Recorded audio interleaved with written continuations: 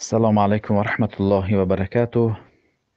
برنامه ما برنامه رمضانی است و هر روز بر شما حدیث هایی که تعلق به ماه رمضان است بر شما پیشنهاد میکنیم. حدیث در بخاری است و مسلم است. انس ابن مالک میگویند که پیامبر صلی الله علیه و سلم گفتند تسحروا فإن فی السحور برکة. پیامبر صلی الله علیه و سلم گفتند شما هنگامی که روزه میگیرید سحر بخیزید پیش از صبح دمیدن و چیزی بخورید، چون که این در سحر پیش از صبح دمیدن چیز خوردن در وی برکه است. در حقیقت انسانی که ماه رمضان را روزه میگیرد پیش از صبح او چیزی بخورد و بنوشد، در حقیقت روزهایش خوب میگذرد.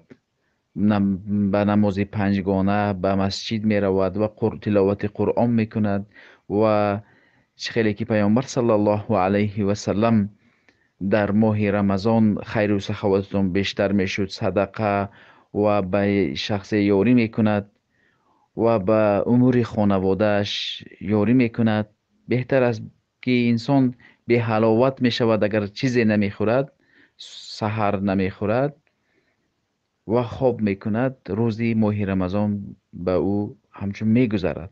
بنابراین باید مسلمان به این سنت پایبند باشد. پیامبر صلی الله علیه و سلم گفتند تسحروا فإن فی السحور برکه.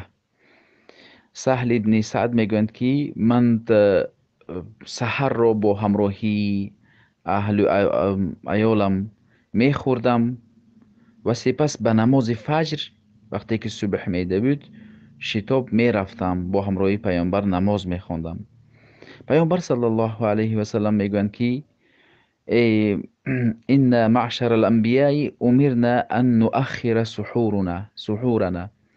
ما یعنی جمعی پیامبرها امر شدیم که از جانب الله یعنی سحر را بخوریم، حتی تا وقت صبح دمیدن انسان یک چیز بنوشد بخورد.